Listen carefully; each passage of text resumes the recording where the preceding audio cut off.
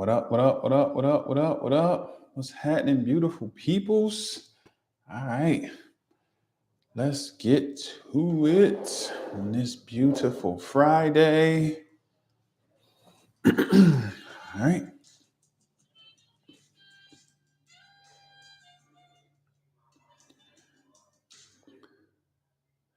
We are live on. Let's jump on TikTok, see what we can get popping here. Let's send this out to some folks. We're going to talk about negative responses to stress and the danger that we put ourselves in when we respond negatively to stress. Let's talk about that for a moment. Let me grab this link so I can share it. We got the stream going live on YouTube as well. Uh-oh. Looks like we're frozen over here on TikTok. Uh-oh. Let me start over.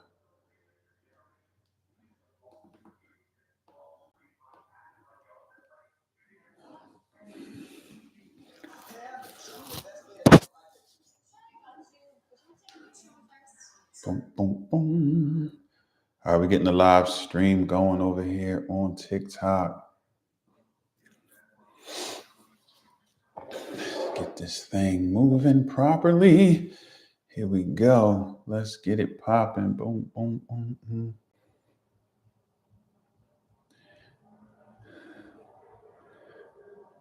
Let's see. All right, all right.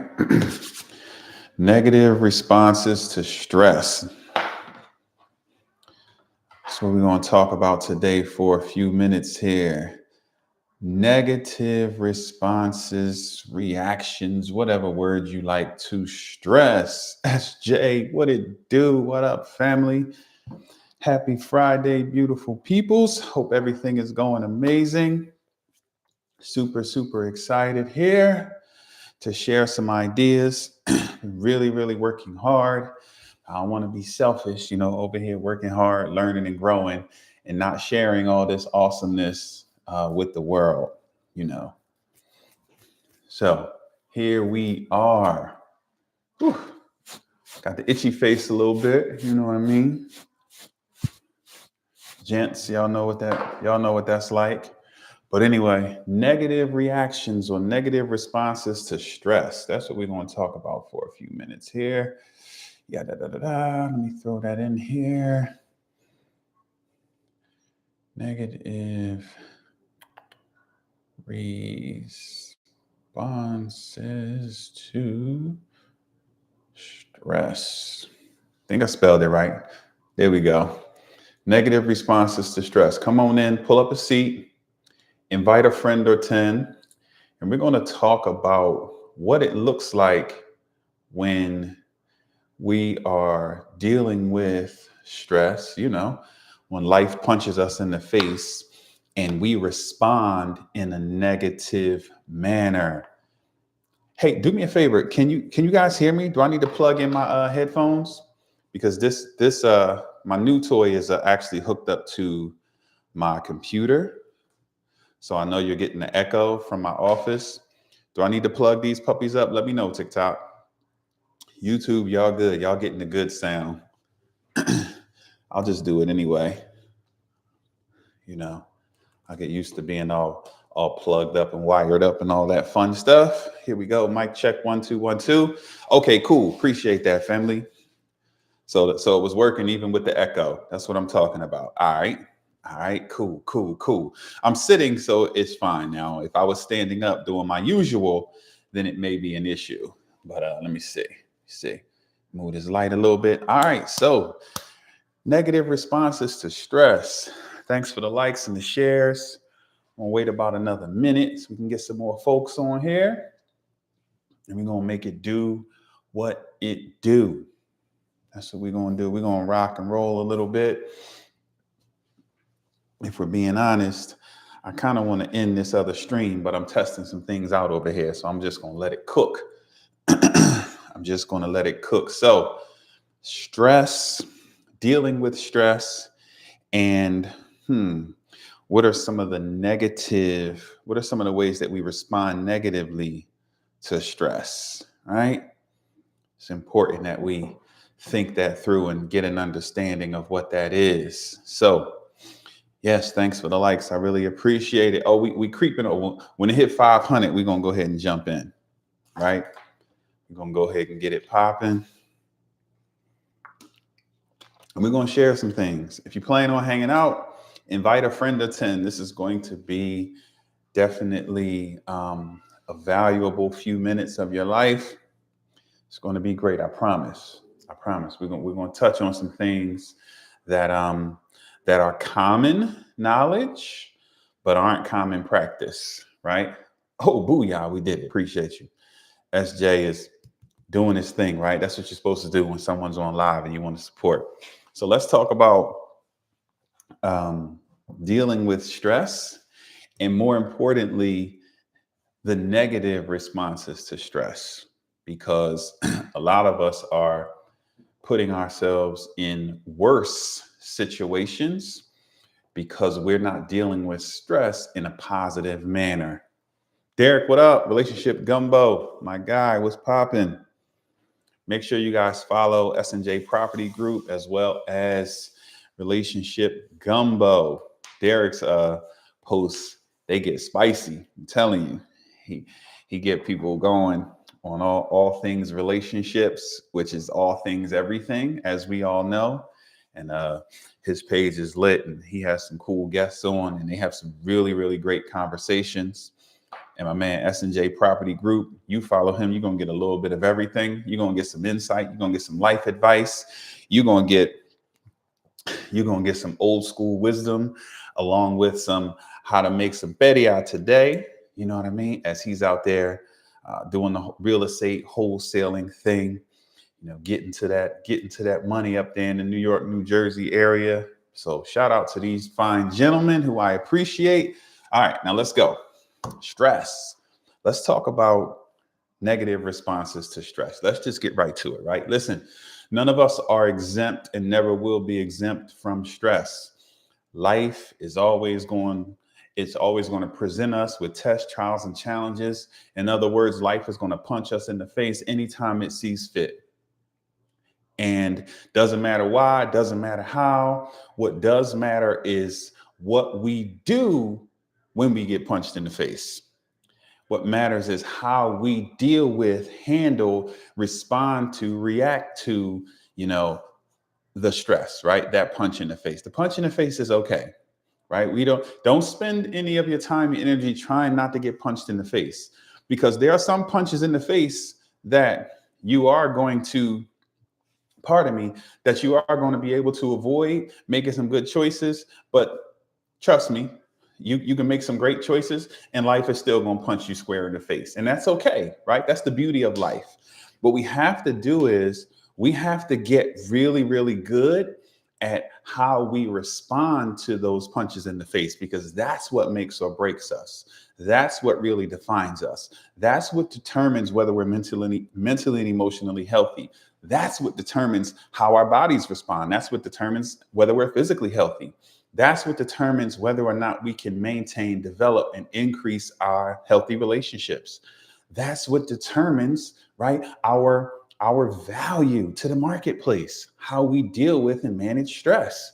That's one of the things that they say when you're learning about elevation and management and such, is the higher up you go, right, the more stress you're going to have to be able to deal with.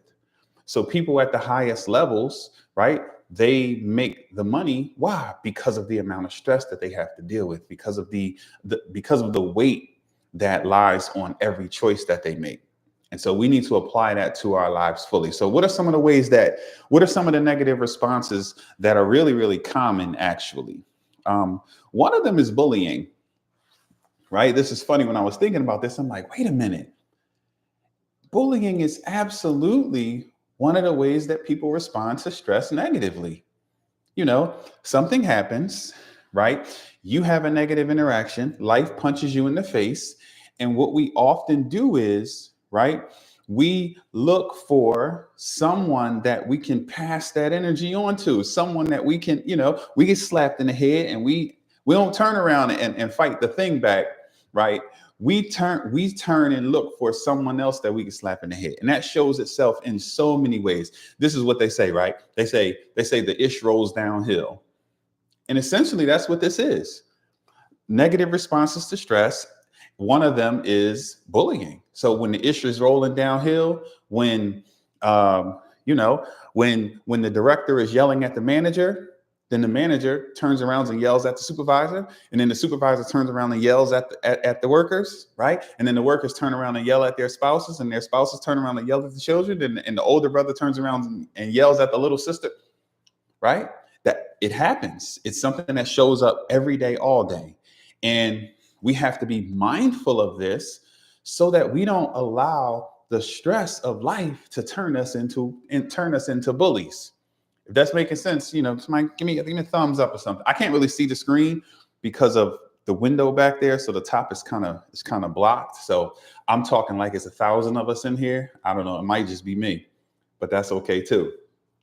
So, so one of the things that we have to be really, really aware, really, really conscious of is not turning into a bully. My man, appreciate you. Not turning into a bully, right? When life punches us in the face, right? We have to get better at managing, right? At dealing with the situation, because the number one rule for managing stress is don't make the situation worse. And if you turn into a bully, you're going to make the situation worse. And sometimes you don't even realize this is what's happening. That's why it's very important to become more conscious and to really, really wake up, right? Because we'll do these things and we won't even realize that we're doing them. It doesn't even occur to you that, something happened. You were under stress at work, and now you are being short with your partner, right? It shows up in so many different ways. And so we have to be mindful of that. So that's one of the worst responses to stress, turning into a bully, right? Passing that energy off into someone else. Life punched me in the face, so let me turn around and find someone or something to punch in the face, right? So the next one, right, is avoidance. Now we've all been here, right? Listen, avoidance. What do you mean? So stress shows up, and what some people do is, how they say, bury your head in the sand, right? You're going to bury your head in the sand. You're going to pull the covers over your head. You're going to not open that mail. How many people have not opened the mail? You know what? I wish I had an envelope. You know what's in there. You know these people want their money, and you're just not going to open it. You're just that's how I'm going to deal with it, right? And that's such an unhealthy way to deal with it. But in the short term, in the moment, it feels like a healthy way. I just don't want to deal with this right now. I just don't want to, I'm just, turn your head, pretend like it's not going on, get caught up in something else, whatever the case may be, right? But avoidance is a big one. And we have to do better with this, right? Because the more conscious we are, the more aware we are. When we really understand that this is what's happening, what we realize is that all we're doing is delaying the inevitable. And what we're really doing is we're making it worse down the line by not getting in front of it today. And what we do in addition to that, and I don't want to get ahead of myself because this is another one that's on my list, is we look at the envelope and we won't even open it up and read it, but we tell ourselves an insane story about what's in that envelope. Yes, we know it's a bill. We know we owe those people their money, but we start just going off the deep end. And so it's important not to get to the place where we aren't avoiding, right, the cause of the stress, that we deal with it head on. Like, we've had bills before, right? We've been in situations before, and okay, maybe you don't have it readily to take care of right now, but let's look at what it is. Let's see what's going on, and let's start devising a plan to move from where we are to where we want to be, because that's what life is, right? We're constantly climbing mountains. Now, so however that's showing up in your life, I want you to wake up and become conscious and think about that. What stress is causing? What stress am I pretending not to see? What stress am I avoiding dealing with? What conversation? Ooh, now I was going to keep going, but this one, think about that. Think about the tough conversations that you've been avoiding, right? Just think about that. While it feels good in the moment and I understand, right? I've been there. It's just like, oh, this is going on. Got to have this conversation, but oh, I just don't feel like it right now. Well, it's just going to compound. It's just going to get worse. The longer we take to face up to a thing, the worse it's going to get worse. It's not going to magically get better, right? So have the tough conversation, you know, deal with the thing, face it head on, because when you do that, then you can, again, you can start devising a scheme, a plan to fix, to overcome, right, to get on the other side of the thing. But the longer you avoid it, right, the worse it's going to become, because now the mystery of it, the thought of it, it's just haunting you. So, I know in the moment it's like, man, the hell with this, I'll just wait until. No, no, no, no, no. We got to learn how to tackle it head on. Absolutely. We all avoid. We're all guilty of it. How many times I wanted to have certain conversations with my wife, and I push it back and I put it off, and I come up with reasons why I don't need to say it, and it'll be okay because dot dot dot. Oh, let me tell you, this is good. Perfect example right here. Right. So my wife and I were having a conversation once, and she said, when you self-correct, it's not fair because it doesn't give me the opportunity to do what I need to do on my end. And I'm like, huh? What do you mean? So she said, what happens is there'll be a situation, prime example, right? There'll be a particular stressor. And what I used to do is I would look at the situation, and there would be a conversation. I need to speak to her about dot, dot, dot, right? It could be something big, something small. It could just be about peppermints, right? But I avoid the conversation. Sometimes, and I was guilty of, if I thought it was really minor, I would just push past it. But what I would do is I would say, okay, you know what? She's buying me these type of peppermints, and they're good, but they're not great. I have another pack over there that I can't reach. I rather have this kind, but I'm not going to complain about the peppermints because these are okay, right? And well, she bought me peppermints. Am I going to complain about the peppermints? She bought me peppermints. And so what happens is now I settle, or I go get them myself, right? I go get the peppermints myself. She's like, do you need mints? I'm like, no, I already picked some up, right? I'm doing these little things to quote unquote fix or repair the situation in my mind. So I think I'm doing something good by avoiding the conflict, right? But, right, later on down the line, 2 months later, right, she'll come in here, take a peek. He's low on peppermints. Let me get him some. And she'll get the ones that she's been getting me because she had no clue that these were my third best, and the other ones were but she had no idea because I didn't bring it to her attention. And then when I finally muster up the courage to bring it to her attention, she's like, well, I've been buying you these. Why didn't you? What? And something as small as peppermints, right, can become a thing if we don't deal with it the right way. That's a stressor. Yes. If I like peppermint A and she gets me peppermint C, that can be a thing. Stressors don't have to be big things like big, ugly monsters that are going to destroy you, but it could be something small. I like the other kind of peppermints, right? And it's absolutely positively okay for me to bring that to her attention. But see, we avoid these things. So it doesn't always have to be a bill that we need to pay or some big deal, right? It could be something small. And think about the impact that was having on my relationship. See, she, just like I want to be great, I want to be present, I want to be the best partner, best husband I can be. She wants to be great. She wants to be present. She wants to be the best wife possible. And if I cheat her out of the opportunity, right? Because I'm always going to try to fix things myself instead of presenting it to her, instead of having the conversation, instead of dealing with it, right? I'm cheating me, I'm cheating her, I'm cheating the relationship. See, so this can show itself in a lot of different ways. And for me, that was one of them. And when she brought that to my attention, I was just like, wait, I didn't understand it. And I had to kind of let it play out and kind of see what things. And then there were some situations and I'm like, oh, see, I'm thinking it's not a big deal. I'm thinking I don't want to be petty. I'm thinking, and here's one of my things. I have a thing. I don't like complaining. Right. And I process that as me complaining. Why would I complain? This is what we do. Why would I complain about the mint? I mean, she bought me the peppermints. So why would I? It's okay. It's just peppermints. But I like the other kind. And so conflict doesn't have to be rooted in negativity or rooted in, you know what I mean? It doesn't have to be a rumble. It can literally just be something that draws us closer. Because again, the space, the healthy space to have those types of interactions is what sets us up to have the interactions where it may not be as easy as peppermints, right?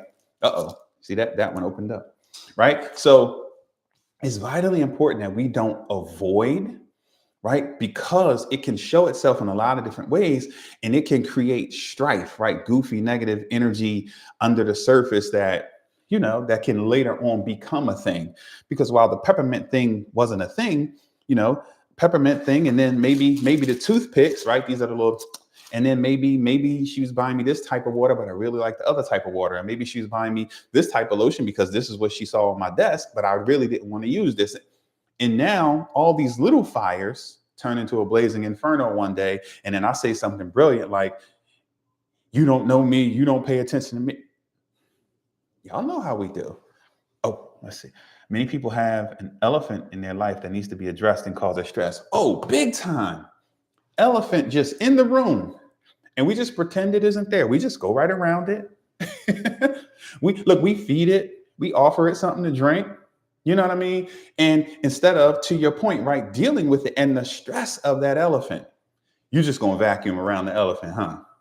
You're just going to keep maneuvering like you don't see this big, ginormous elephant. I don't care how big and beautiful your home is. There's an elephant in there. You see it. And the elephant can be a big deal, or it could literally be toothpicks, right? But it can grow into something else.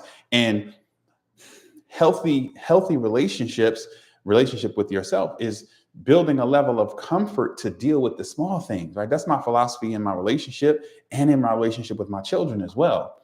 See, I have a rule about over communicating, because when we over communicate, we set the stage, we create an atmosphere where there's a level of comfort to speak about anything and everything.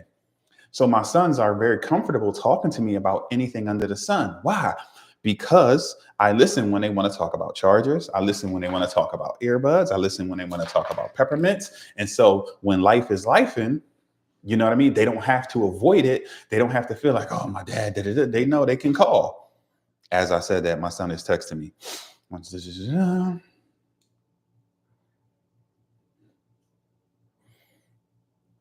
Okay. See, he's checking in. He moving into his apartment and he's setting up the security. So he's just giving me an update. See, we have a great relationship. He didn't have to do that. He's a grown man. But because we have that type of relationship, everything is on the table, right? So no more avoidance, right? So no more bullying and no more avoidance. I'm glad you said that about the elephant in the room causing stress, because it does. And it's like, yo, just have the conversation. And 9 out of 10 times, when you go ahead and have the conversation, it's like not even a big deal. It's like boom, boom, boom, boom, boom. And there's this like, whew, this sense of relief, this sense of peace that shows up. And it's like, I could have did that a month ago. I'm sitting here working around this elephant. We're sitting here working around this elephant, and we could have just had the conversation. What does that say about you? What does that say about what I think of you? I couldn't come talk to you about the mints. Like, what was I saying about my wife? Right?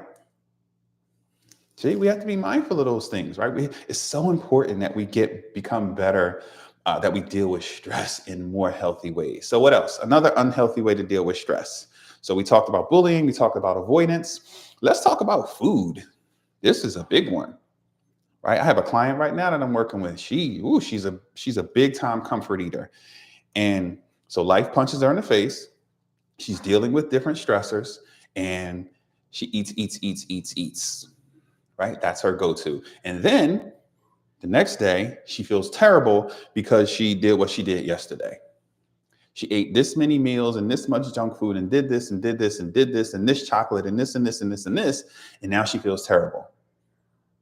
And that thing just feeds itself. It just spirals, no pun intended, right? It just spirals, right? Or Or some people lose their appetite. No, man, I don't have no appetite, man. No, I'm not hungry. I'm all right. Bro, sis, you got to eat. You have to take care of yourself, right? You have to continue to drive on. You cannot, yes, I understand that you're going through some things, but we have to find a healthier way to deal with the stress than you eating 10 meals and 10 snacks or you not eating at all. Because neither one is helping. They're both violating rule number one, which is don't make the situation worse. And, I've been there. Listen, going through heartbreak, listen, I'm telling you, if not for my son, when listen, I went through a nasty breakup, 2016, and my little heart was crushed. And I mean, they call it heartbreak because your chest hurts, stomach hurts, all the things. And listen, I ain't had no PTO. I had to go to work. And I'm telling you, shout out to my bro, Kendrick, and shout out to my son, Brandon. He's 17 now. He was 10 at the time. He had just turned 10. Listen, if not for Kendrick at work, he didn't even know I was going through it. He just was like, no, let's get some grub. No, I'm cool. No, it's cool. And I just kind of rolled with it. You know what I mean? And then with my son, he wanted to do some things, right? Can we go here? Our thing was going to get breakfast, breakfast for dinner. So we go here, get breakfast, go here, get breakfast, go here, get breakfast for dinner. And so thankfully, right, God placed those amazing special people in my life because I was like, I'm fine, right? Breaking up his heart. Yes, serious business. Talk about stress. And one of the ways that people deal with the stress of not only that, just life, period, right? Some people don't get their way. And so I've seen a person, the client that I'm talking about, shout out to her. Love you if you're listening. She had what triggered this was she had a target of weight that she wanted to lose. She missed it and just said, F it. And then just started eating like crazy. It's like, man, I put in this effort. I missed the mark. So I might as well, or I don't care. And that's how she responded to that stress, right? That's how she responded to that stress.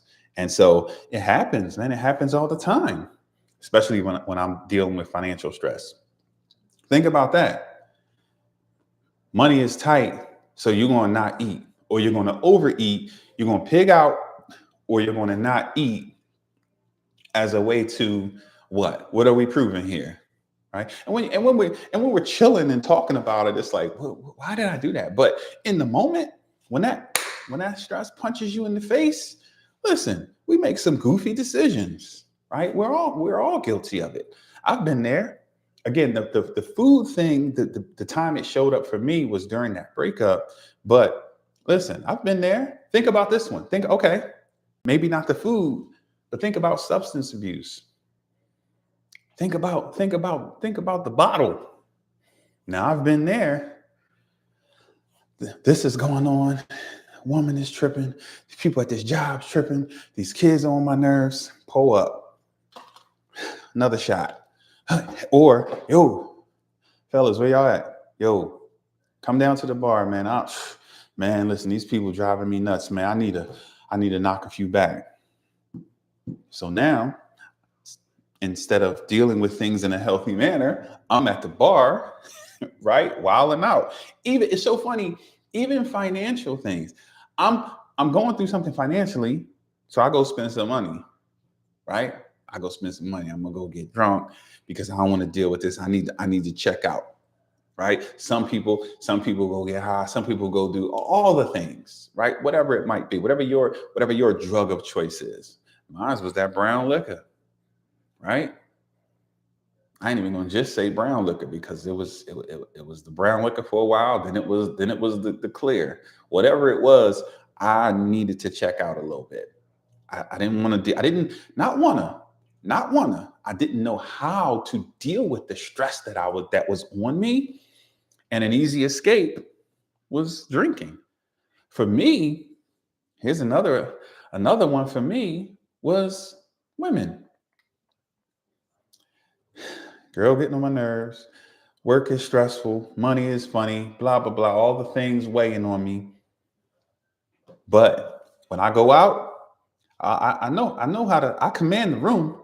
I know how to have a conversation. I know how to flirt. I know how to make this one laugh and ha ha ha he and check out for a moment, right?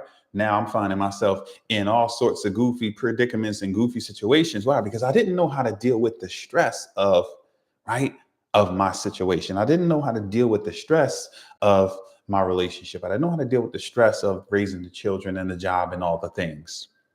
Let me tell you, I I work with people.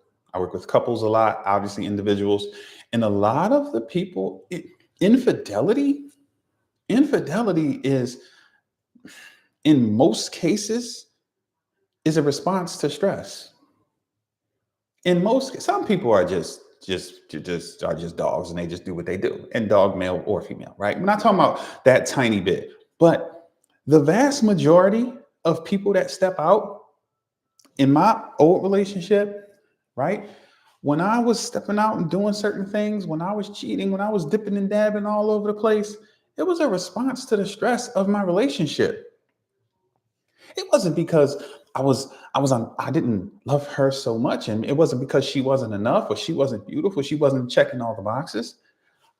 My immaturity and the stress of doing life with another person and raising children and trying to figure out all the things, I didn't know how to deal with that stress. And so, one of the ways I coped with that stress, one of the unhealthy ways I dealt with that stress was what? Going out and dealing with other women because that was easy for me. So, we all have our drug of choice. Mine was women and alcohol, right? Yours is whatever it might be. Let's see. A lot of people self medicate. Exactly. That's exactly what we're talking about. Let's see. Exactly. Right. Shout out to you from the MIA. Appreciate it. Thanks for tapping in, everyone. I appreciate you guys. So that's another way, that's another unhealthy way that we deal with stress. So many, it happens all the time. Like you out here up in so and so's face or over so and so's house or dealing with so and so or keying with so and so. You didn't really want so and so, but the stress that was an escape from the stress of life, right? That's why we have to get better. That's why we have to get better, y'all. What's another one? How about isolation? You ever do that? Oh, I was the king of that. Y'all, I was the king of things are stressful, life is life, and all this stuff going on, right? Then when I graduated from, I don't want to be out here just womanizing and running the streets, and I cut back to drinking. Now what? I just began to isolate myself. Come on, we doing something? No, no, I'm good. I don't want to go. I need to do so and so. Or I get in the car and just vanish, right? Ain't going nowhere, going somewhere, just walking, just needing to be alone. Or, you know, everyone, we're doing so and so, we're going so and so. Okay, great. Y'all go ahead. I gotta do so and so. I'm making up things to do, right? For a long time, I was a leader in the ministry, so I had access to the church. When I know no one was going to be there, I would just go over to the church, and I would go clean up churches, clean as can be. Listen, I done cleaned that bathroom 18 times. I done vacuumed another 19 times. I'm doing all the things, right? All because that was my way to isolate myself. But sometimes as we start to grow and mature, we start to get cute and we start to recognize that we're not doing it, we're not handling things properly. So we do what I call that productive procrastination, right? And that's another one, right? So isolation and procrastination, right? I led into the next one. But that isolation can be dangerous. Here's another one that we do, right? And so many people are guilty of this. Now, life punches you in the face, and I'm talking to everybody. I'm gonna lean in a little bit, right? Life punches you in the face, and instead of you leaning into the healthy relationships that you have, instead of you picking up the phone and reaching out to the people that you know can be there for you, that possess the tools that you need in this particular moment when life is life, and right, you retreat, you go hide. Human, we're so that's a terrible habit that we have, right?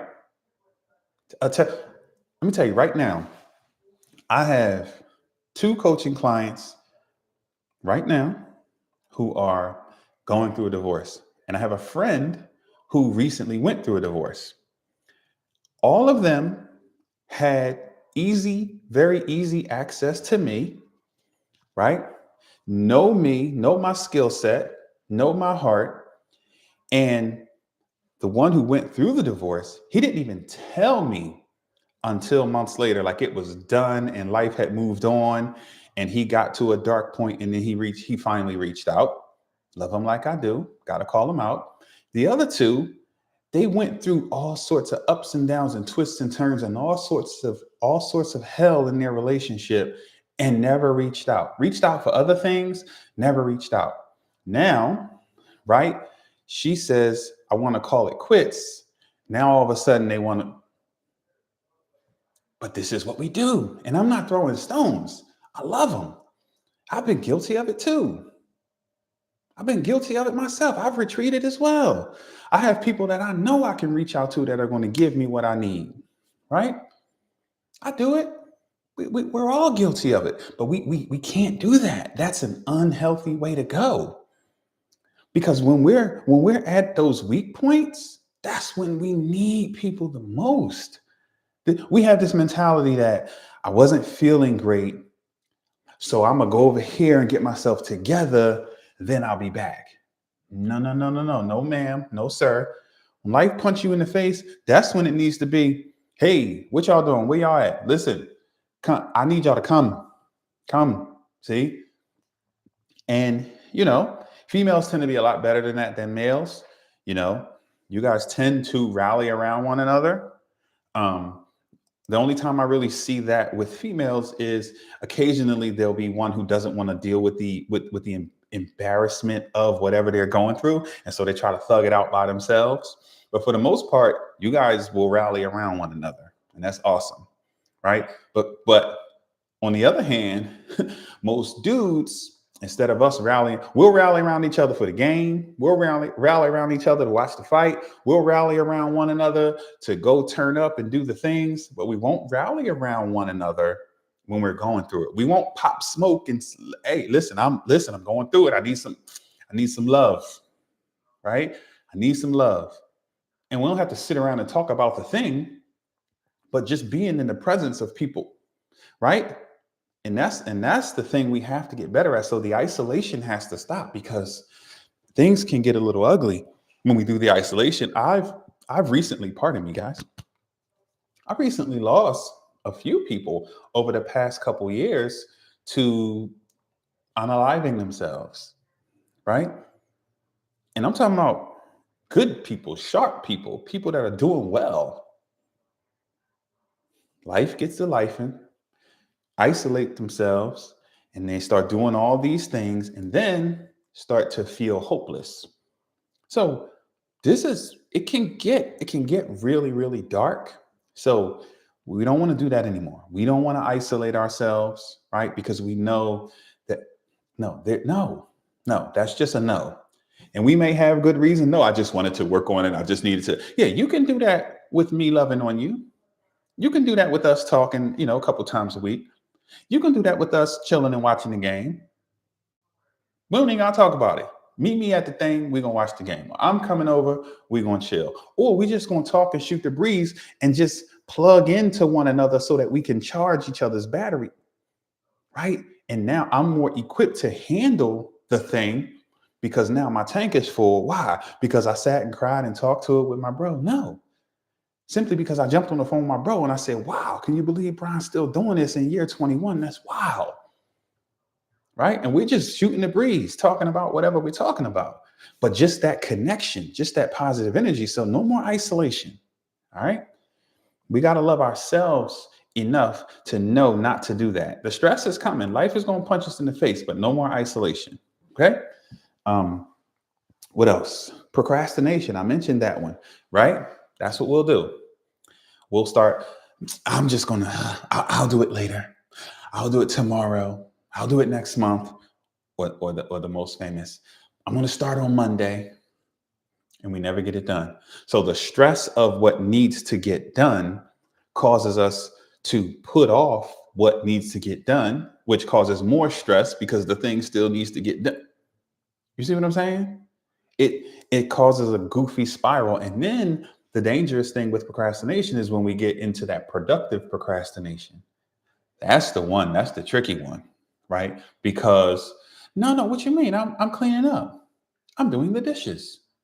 I'm cleaning the baseboards. I'm dusting off the blinds, right? The office is, I like this setup, but I want to change it. So I'm rearranging. What do you mean? And it's like, no, God said you need to sit down and do this thing. Like, you know what you need to do, right? I really need to sit down. I need to create some content. I need to do this. I need to figure this out. I'm gonna do that as soon as and I'm just gonna make up some things to do to avoid doing the thing that I need to do. But I'm gonna pick some things that feel good, right? Yeah, oh man, I went to change my shirt and I noticed that the basket was a little full. So I'm gonna do this laundry real quick. And then when I went to do that, I had noticed that, and we just make up things and we do that productive procrastination. So we're going to rid ourselves of that as well, right? We're going to we're going to recognize it when it shows up, and then we're going to move in a different manner. And the last one, and this one is an overarching theme that leads to all of them. And there are several more, but I want to shift a little. It's just that negative self-talk, which goes back to rule number one, which is don't make the situation worse. Well, the first thing we do when the stress shows up, when life punches us in the face, is we start telling ourselves a story, right? Making the situation 10 times, 100 times worse than it actually is. We start rehearsing all these things in our mind. We start revisiting all of these things, right? Life punches us in the face, and then we start listing out the 100 reasons why life punched us in the face. And why we deserve to get punched in the face. Because when we was in sixth grade, we listened to Miss Jones, and she said something was going to happen because you were being rude. And that's what we do. And we get caught in that spiral, and then we make the situation worse. And then we retreat to one of the other things that we talked about, right? The procrastination, the isolation, the abuse, right? And by abuse in this instance, I'm talking about the eating, the drinking, the women, like I talked about. Some people gamble, some people, now that we have this thing, right? Some of us just get lost in here, right? And we allow this thing to take us, we allow it to use us and take us somewhere to another reality, right? And we abuse that. And so, and then we have the avoidance and the bullying, all those things. What they stem from is the stress shows up, punches us in the face. We tell ourselves a story, a negative story. We make the situation 100 times worse. And then what do? we we retreat to one or a combination of all of these things. And it's very, very, very, very dangerous. And my mission is to raise your awareness so that when life punches you in the face, you might be getting punched right now, right? You might be going through a stressful situation right now, and you find yourself in a situation where you're making it worse, where the story you're telling yourself about what's happening is making the situation worse, is making it bigger and darker and uglier and scarier than what it actually is. We have to take responsibility and accountability for that, and we have to start treating ourselves with more kindness. What do you mean? Well, when if I call you and tell you I'm going through something, right? Any half decent human, you're going to respond to me with some love and some kindness.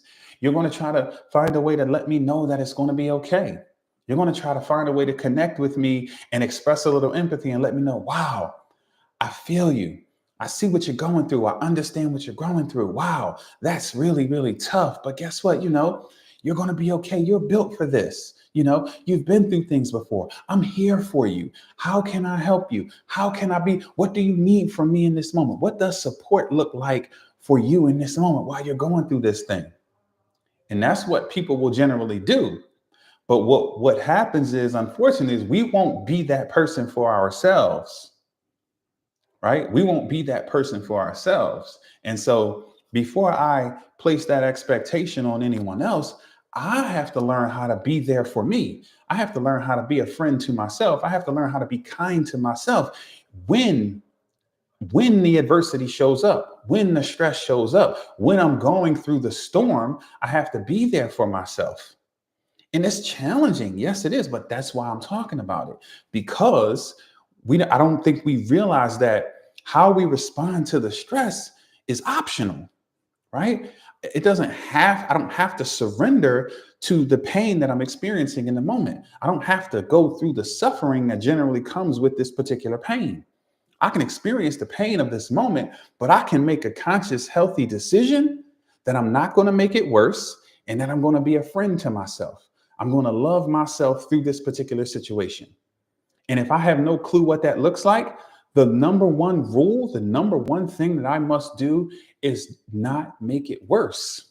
And we tend to make it worse, again, by the story we tell ourselves. We start telling ourselves how we're not enough and how we're not worthy and how we're not capable. And this happened because it, and oh, how stupid am I? And how dumb, oh my God, I'm so dumb.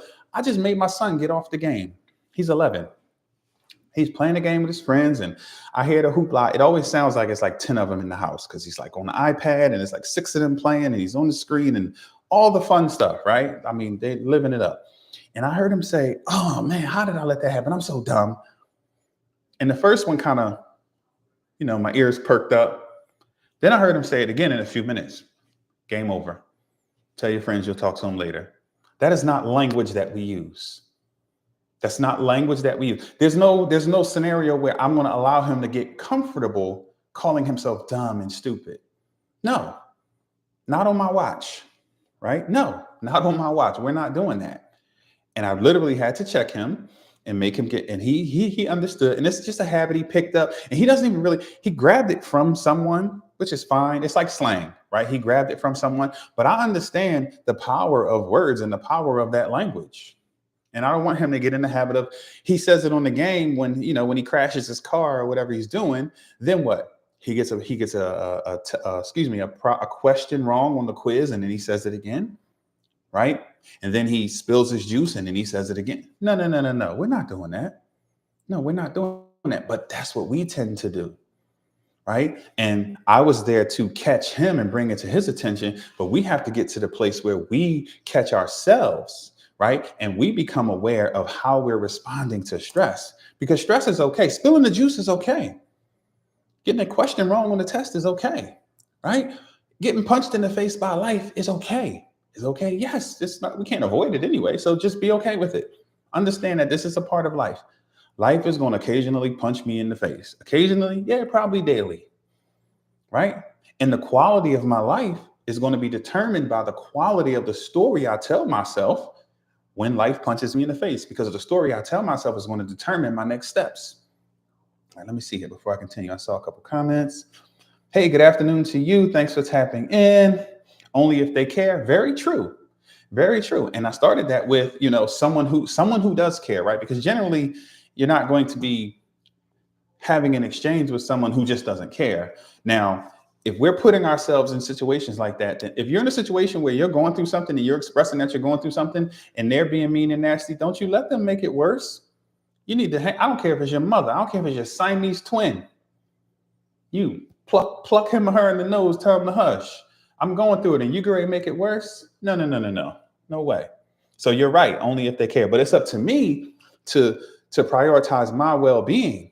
So my mental and emotional health, my physical health, my well-being matters. And so brother, sister, mama, daddy, whoever you may be, you don't get to, no, you're not. I'm already going through it and you get ready to pile on? I don't think so. I'm going to connect with some love. I need some warmth right now. I'm going through it. So you're right. And it's up to us not to allow ourselves to be, to be anyone's punching bag or bully or whatever. Let's see. What did I miss? Boom, boom, boom, boom, boom. She said, yes, exactly. Right. No. We have to be on our own side. That's one of my rules. Be on your own side. And when I say that to people, it's kind of like, no, be on your own side. Be a friend to yourself. I have one client. She beats herself up over every little thing. And I told her, I said, you're a bully. What do you mean? You're a bully. You're a mean girl to yourself. you can blink wrong, and you tell yourself this story about how you're a terrible person, and whoa, you just blinked a little fast. No, no, no, no, no, no. Stop being such a mean girl. And this is what we do. We beat ourselves up. We're mean to ourselves. We make situations 100 times worse than they actually are. And that's what we have to get better at. So the number one rule, right? The number one rule when dealing with stress is make a promise to yourself. I'm not going to make this worse. So it's like, boom. Okay. I'm not going to make this worse. I'm not, right? You have to. That's why my favorite quote is, above all else, be present. Because if I'm present, I'm here, I'm in the moment, and I'm dealing with the reality of the moment. I'm not going to let my imagination tell me how stupid I am because this happened, and I'm stupid because this, and no, none of that. I'm not going to make this situation worse. My man, S&J Property Group. Appreciate your support. I guess we want to internalize it first and then share. So I get that, right? I understand the thought behind it. It's like I understand the thought in bullying and avoidance and all the things. Like the process, it makes sense, right? Like, you know how I talk about levels of truth? So yeah, it's true that makes sense. I want to internalize it. I want to blah, blah, blah. And then I want to share. Well, I get it. But the danger of that is, right, far too many people don't recover from that. And when we're internalizing it, we are 9 out of 10 times we're making it much worse than it actually is. So, you know, while it's healthy to internalize it, even someone as well-read, as wise, as intelligent, and as polished and positive as me, right? If I internalize it too much, those goofy voices will take up. Perfect example. Having a conversation yesterday. My wife says, "Hey, you busy?" My office is here. Hers is across the hall. I said, "What's up?" She calls me over. I go in there. She got the spreadsheet up on her screen, y'all. Budget time, right? So she's, well, look at this, and we have to consider this, and we have to do. Now, mind you, we're okay, right? We're fine. And she's talking, well, I want to travel to something in January 20th. So we got to consider that. And then obviously, Christmas is here, and we got all the things going on. This is happening, boom, boom, boom. And my brain got the going. Oh my goodness, how are we gonna do it? And what is this? And and I'm like, whoa, I had to catch myself and laugh. Like, whoa. Okay. And I had to bring myself back to reality and center myself. And then we had the conversation, and had to deal with the truth that, man, we got a lot going on, and might be a little tight. We might have to rob Peter to pay Paul a little bit. We might have to make some adjustments a little bit. And that didn't make me feel comfortable. And there was a little voice that tried to tell me about, had I not dropped out of school back in the day, and had I made this decision, and had I did this better, and had I, but I'm like, no, right? I understand I have a choice to make in that moment. So had a conversation with my wife, shared some things, boom, boom, boom, walked it off. It was fine, right? Again, it's not a big deal, but I almost made it one. But I was a little stressed at that point because I'm trying to figure out all the things. So what I did was I said, you know what? Okay, cool. What I did was I started to reevaluate the goals that I had for this next few months. And I said, you know what? I got to go bigger. So I took that stress and I used it to set bigger goals, because I have an understanding that bigger goals they pull something out of you. And that's a whole separate teaching, which I'll do at another time. But I took the stress and I said, you know what? Okay, whoa. We're not going to make this worse. Okay. How can I use this as rocket fuel? So I took that stress, put it in the tank, right? And I took what's in here and some bits and pieces of some things I've been thinking about, and I put a whole big plan together. New podcast coming, right? Going from, what did I call it? From stressed out to turned up, where I'm literally going to teach people how to take the everyday stress of life, even the tragedy that we occasionally have to experience, how to take that and use that as fuel to take our lives to the next level, because it's absolutely possible. And then I went and created the 10 stress commandments. Every time I say that, I hear big 10 stress commandments. What anyway? And I put that document together, and I'm working on that, right? And I made a couple changes to some things. So I took that energy and I used it to help me to increase. Now I'm in a much better position right now, 24 hours later, than I was when she and I had that conversation, because I took the stress of that situation, right? And I used it as fuel. And it starts with rule number one: I'm not going to make this worse. And the voice, listen, the little voice tried to show up and you know, try to derail me, but I didn't let it happen. Had a good, honest, healthy exchange with the missus, and I came in here and just imagine it cracks. Yes, that's the cracking noise. Did the Bruce Lee? Oh, you heard it? Cracked my neck and got busy. And then I reached out to my couple people. Look what I'm doing. Boom, boom, boom, boom, boom. Right? All these ideas just flow and boom, boom, boom. Because the stress of that situation, I took it and I used it to kind of break the little ceiling to break the little barrier, the limit that I had placed on myself. Right? And now it's a little higher. I stretched it. And then the next stressor, I'm going to stretch it some more, because I understand how this works. And I'm going to do everything I can to bring as many people along this journey with me. So those are some of the ways that stress, that we mishandle, we mismanage stress. And, you know, there are many ways that we can take stress and actually use it as the very thing that launches us to our next level. And so, any questions? Any questions? Let me respond to my son. Any questions?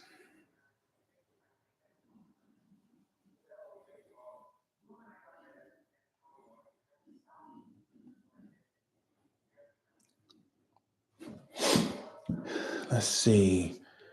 Any questions about dealing with stress? Anyone dealing with something and you're like, man, I hear you, but you don't understand. I'm going through dot dot dot dot dot. Right? Anyone having trouble, dealing with, pardon me. So am I gonna so yeah, get your questions about stress, about dealing with stress, about anything personal growth and development related, you can fire. So I'm for those of you that don't know me, right? I have four sons, 28, 20, he'll be 26 on New Year's Day, and then 17 and 11. So anytime I get a weird phone number, y'all don't understand the stress that comes with that, because I've gotten a call from the hospital. My oldest son, his Joker fell asleep at the wheel and crashed and was ejected from the vehicle. I've gotten a call from the police station telling them that they had one of my sons in custody. Like, I've gotten those goofy calls. So when I see a weird number, and a lot of times I answer and it's like some goofy spam something, but hey, got to do what you got to do, right? So there's a weird number that I just missed a call from, but I'll call it back in a minute. S&J Property Group. We need to silence that voice that we have been trusting for so long to guide us. I love that you said that, right? And so one of the things that I learned is that it never goes silent. That joker is relentless. It never goes silent. But what does happen is the volume gets lower, right? So we can, how like you're adjusting the EQ, right? The volume on those goofy voices trying to keep you small can be turned down.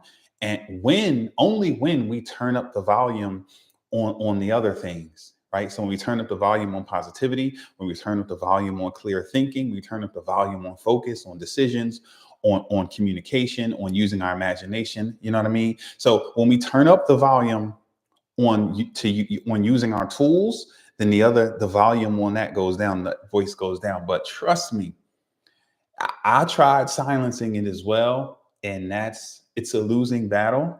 And I believe in budgeting time and energy. And it hit me like, oh, this is never going to go away. Oh, okay. You'll always be there because our brains are designed to do what? Protect us.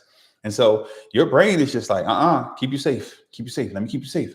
I don't want you thinking this. I don't want you doing this. I'm gonna keep you safe. But you can turn the volume all the way down to where it's a whisper, right? And now it's just like, you can kind of 9 out of 10 times I can just dismiss it. Sometimes it'll turn up because there are some areas that are more sensitive than others.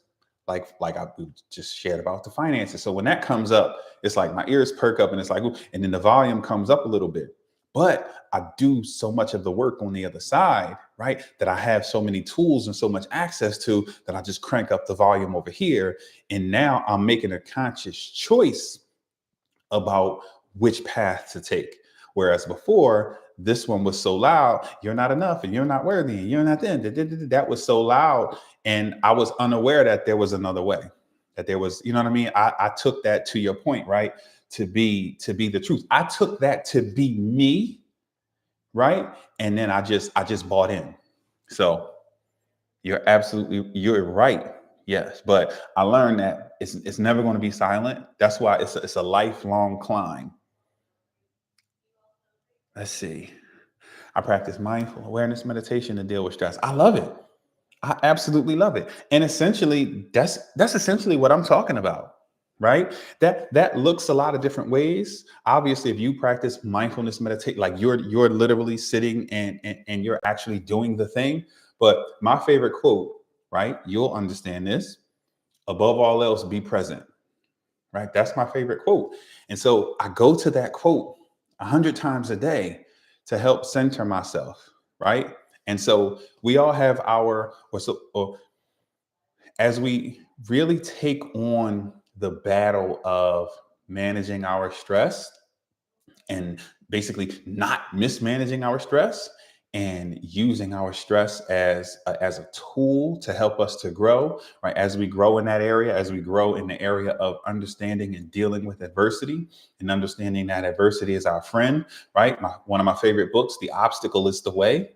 That all comes through basically what you're talking about, right? I may not stop and sit and check out and woosah and actually do the meditation, but through my thought patterns and through using some of those tools, I do something similar as far as being able to center myself, be present in the moment, not be tripping about yesterday, nor tripping about tomorrow, but here in the moment, right? Locked in, focused on, what I need to be focused on based on what my desire is and what the outcome that I'm looking for is. And then I'm able to make quality, healthy decisions in that moment. And then I'm able to communicate to myself and to those around me in a healthy manner. And so it all stems from centering myself. So I love it. I love that you do that. I hope you're teaching that to people. Yes. So you understand. It can be unnerving. And I'm telling you, I got many of those calls. Like I said, they're 20 somethings at this point. I got the teenager now. Listen, I go to bed, my ringer's on and all the way up. So, hey, it's a necessary thing. Wouldn't trade it for the world, though. So true, you can't get rid of it, but you can quiet it. Exactly, I agree. It's exactly what you're talking. Exactly. Uh-oh, whoa. Oh, it jumped on me. Mindful awareness allows you to take the time to pay attention to what's happening within you as well as around you. I love it. I love it, love it, love it. It's all about the power of the mind having the ability to manage and cope and heal. That's exactly what I talk about. Literally, that's exactly what I'm talking about. Understanding that I have an option here, right? I have a choice in the matter. You know what I mean? I can, oh, wait a minute. You know what I mean? And understanding that and not allowing, I say this all the time, yesterday and tomorrow has robbed me of so many todays before I really understood what it meant, to your point, to be mindful and to be present, to be here in the moment. Depression, beat myself up about yesterday, anxiety, stressing and tripping about tomorrow. I'm telling you, they have robbed me of so many todays, and I refuse to allow that to happen now. So I work my face off to make sure that I'm present and I'm doing all the things necessary to live it up. Let's see. Yada da da da. Thank you, Eight Keys. Thanks for tapping in. I appreciate you.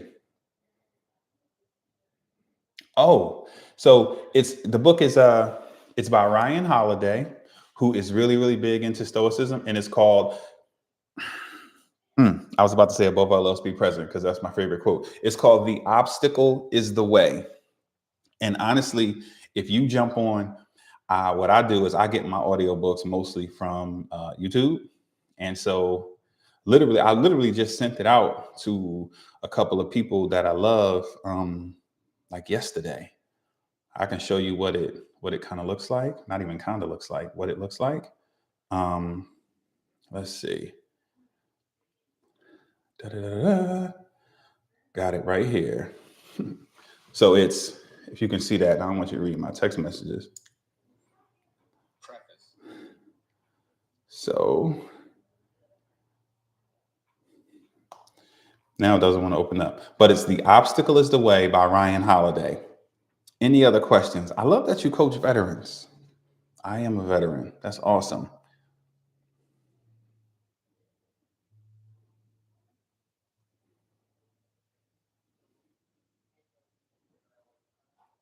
But I want you to see this because it's awesome. But yes, share it with them. The readers can grab a copy, but even um, listening to it is great because it's available on YouTube, and it's an amazing dive into a lot of different stories and a lot of people throughout history who took like unimaginable situations and turned them into triumph. Here it is right here. The Obstacle is the Way. It's by Ryan Holiday. Literally throw it in YouTube, type Obstacle is the Way audiobook, and 1,000 of them will come up and give a listen. Oh, you're traveling? Perfect. If you go ahead and, when you jump off of here, go ahead and throw that on. I'm sure that'll be something great for you to listen to. All right. Any other questions? I got 108, got a couple minutes. Thank you. Thank you. I appreciate it. Thanks for tapping in. Really, really appreciate the support and the positive energy. I love it. Let me see. Make sure I didn't miss anything. Woo, woo, woo. Yeah, da, da, da, da. SJ, you was beating on that screen, brother. I appreciate you. Appreciate you. Look, as I'm scrolling, all I see is S&J Property Group, like there's like a million of them. Da, da, da, da, da. I don't know if I spent enough time on your comment about internalizing and then sharing. I think I want to revisit that for just give me a few quick seconds because that's a big one, right? And let me pin that because that's something a lot of us do, and it comes from a pure place. Like it makes perfect sense. Um, like it literally makes perfect sense. And so I want to just touch on that a little bit more, right? Um, Again, it's of course I believe that it's healthy to explore the situation, right? And and think on it, but I believe it's also really, really healthy and really, really smart to get to stay connected to positive people, positive energy, right? It's not always even about the sharing, right? So for instance, you know, if I could be going through a goofy situation and I could be feeling stressed out and trying to figure out all the things, of course, I'm going to dig into it and explore it and I'm going to think about some things. But the beauty of being connected, right? That's draining. That's going to be taxing on me. It requires a lot of my time, a lot of effort, and a lot of my energy. And so just being connected to positivity, just talking on the phone with some good people. Sometimes I might be feeling a little blah. Listen, I get on FaceTime with my granddaughters for a good 15 minutes and we talking and laughing and what. All of a sudden, my tank is full, right? That's why I go to the gym every day. You go every day? Yes, I work out every day. Why? Because my tank is full. Because not only does it have a positive impact on me physically, clearly, but mentally and emotionally, right? So I go and, it does wonders for me. So I prioritize it. because I come out now my tank is full and now I'm more equipped to navigate through the day, right? And so sometimes, internalizing it, okay, process through it, okay, that's fine. But in addition to that, we need to constantly be plugged in and connected, right? Even if we don't share, because sharing is not always a requirement. But when we isolate ourselves, right? And again, we're just thinking, all right, I need to fix this and then I'm gonna come back. Well, great. You can fix it, but at minimum, right? At minimum, let's shoot the breeze and talk a little trash about, the warrior struggles right now, right? Just because, when we connect, there's going to be some positive things there. And then even if you do throw something out there, a little piece, right? You're going to, we're going to build on it. There are going to be some gems. There's going to be something that you can grab and add to, right? What you've already been working on and processing. And then if you feel comfortable and you're ready to share, great. But staying connected is vitally important. And that's a big, big lesson that I had to learn because I was the king of isolation. I was the king of close the door. I was the king of take a walk. I was the king of just vanish and figure it out myself. And God said, I'm here for you, but I've also surrounded you with amazing people, right? And you don't always have to, I don't have to know your business to pray for you. Does that make sense? You know what I mean? I don't have to know the whole story to be a friend, to be there, right? So while I understand, right, because I was guilty of it for years, now what I also understand is, wow, kind of things are a little goofy. Yeah, we need to get out. I need some positivity. Where you at? What you doing? What's this? What's that? Come on, let's go hang out, watch the game, drink something strong like a Pepsi or something, or whatever the case may be, right? So it's not always, let's sit down and let's talk about your problems and my problems and what are you doing and I have advice for you. Sometimes it's just banter. You know how, especially, do you know how dudes are? We get together. Yo, look at that. You got the salt and pepper hoodie to go with this. I didn't realize that, y'all. Y'all ain't even tell me. Oh, he tried to match it up. Oh, he got the little mic pinned on it. Your homies will grind you up. Now, this thing is awesome. It's an amazing tool, but my friends, they will light me up about this thing, right? They'll light me up because I'm still using these old school Apple plug-in thingies, right? But that's that good energy, right? That's that loving, right? So we need that. We need to stay connected to that. Let me see. If we change our relationship with certain things, managing stress could be a lot easier. Bingo. I love that. And that's a whole mission, a whole subject in and of itself. Even understanding that we can change our relationship with certain things because we've developed a relationship with certain things throughout our lives and we deal with them a particular way, not understanding that we can redefine those relationships. Like you can redefine what I'm talking about today is redefining your relationship with stress, right? And redefining your relationship with adversity, redefining your relationship with yourself, making it better, making it healthier, making it stronger. So yes, absolutely. Yes, absolutely. Okay. Oh, wait a minute. Jeremy, I hope you're still on here. What do I do when I'm under pressure and the circumstances seem dire? So the stress. So great question. Great question. So the first thing, right? Let me pin this. The first thing is the number one rule when life punches you in the face and dealing with stress is not make it worse. All right, let's not make it worse. So pressure's okay, right? But the circumstances seem dire. Are they really? Now, 1 out of 100 times, it's life and death that we're talking about. But the other 99 times, not so much, right? Our imagination, our minds, the story that we tell ourselves heightens the stress. It makes it seem 100 times more dire, to use your word, than it actually is. And I'm not saying your situation is that. I'm saying be willing to explore that. Okay, wait a minute. What's really happening here? Because we have a bad habit of that, right? I go over and let's say my water was empty. I usually keep at least 4 of them up here in my office. This is the last one.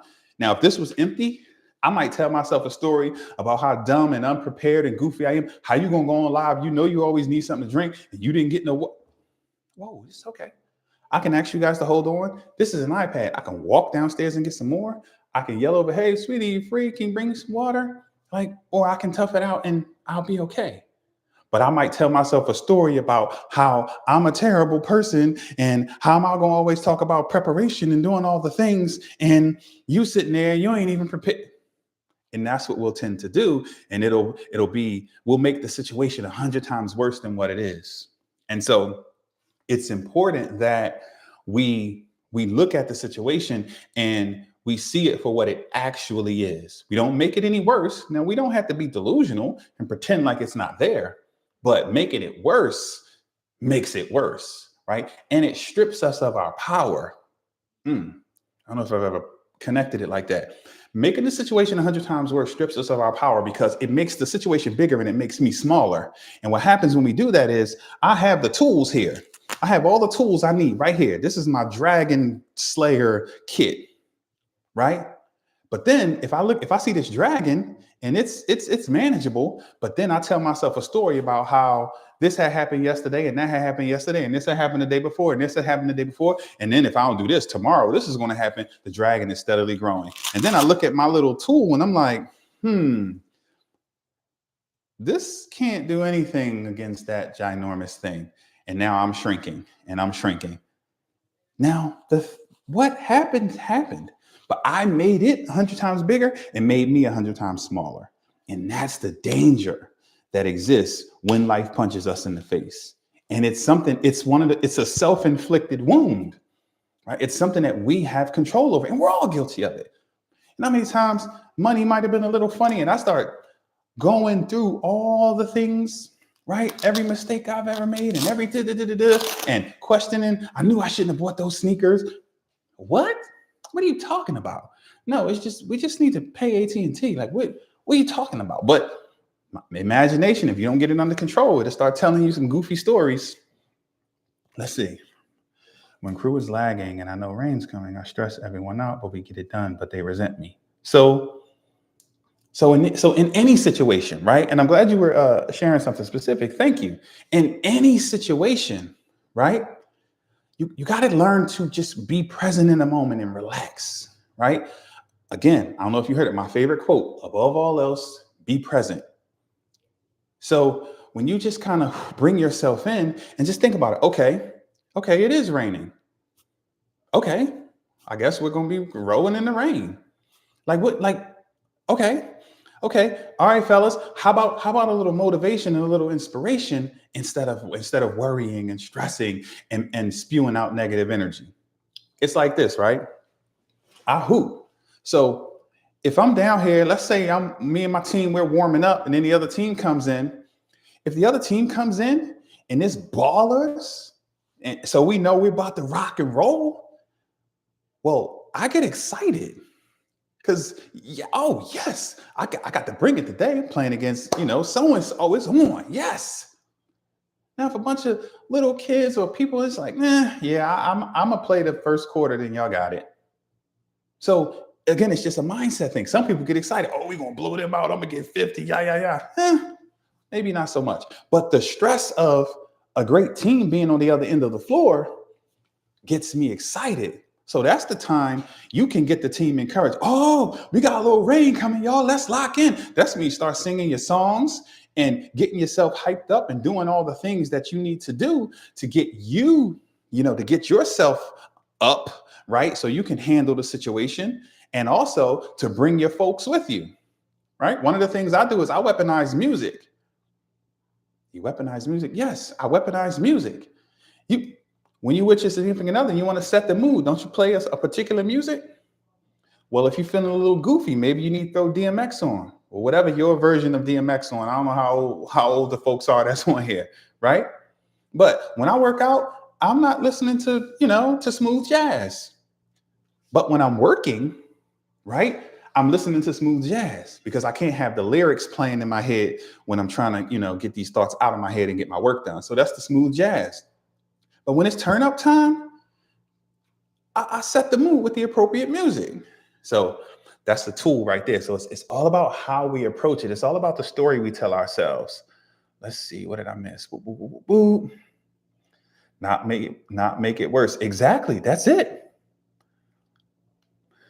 That's it. Da, da, da, da, da. That's the key. That's rule number one. Don't make it worse. See it for what it actually is. And then what you'll find 99% of the time is you've been here before. You've overcome this particular thing before. In fact, you've slayed dragons 100 times bigger, badder, stronger, and nastier than this one. This is but a light thing for you. But when you make it 100 times bigger, the stories in Broken Record increase stress. 1,000,000. Yes, Rosa. Yes, Rosa. Yes. And that's what we're talking about. We start telling ourselves these goofy stories, and that broken record, rehearse playing that over and over and over. And it's like, no. We gotta break that up. That's why we have to be present. Because when we're present, then we can become laser focused, right, on what's actually happening. And then we can zoom in and zoom out, right? Because sometimes if I'm looking at it like this, it looks like a blazing inferno. But then when I zoom out like this, oh, it's just a little candlelight. Oh, that's nothing. But when I was like this, it was an 8-alarm fire, right? And so sometimes I'm here and I don't even realize it. And I'm fighting to see it this way. And it's like, no, relax, let it go. Oh, it's just a can. You mean to tell me I was stressed out about? And 9 out of 10 times, you're stressed out, falling apart, going through all the things when you can just. None of us, though. Other people do that kind of stuff. None of us. We would never do that kind of stuff. You're welcome, indeed. Thanks for tapping in. I appreciate you. All right, good people. I think that's my time. I think it's time for me to bail. This was awesome. I appreciate it. Let's see. I'll touch that.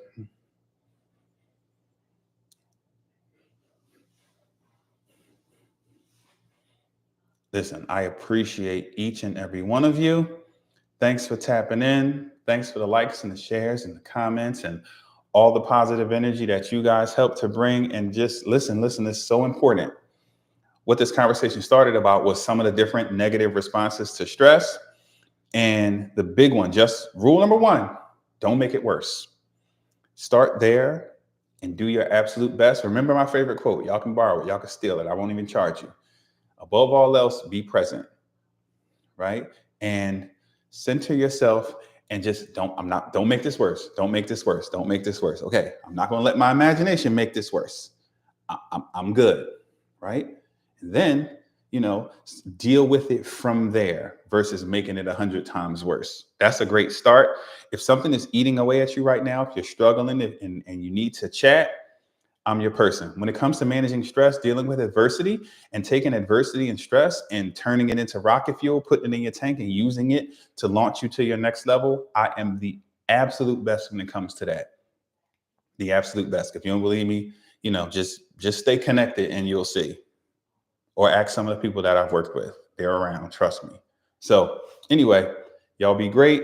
Enjoy the rest of y'all afternoon. And remember, don't make it worse.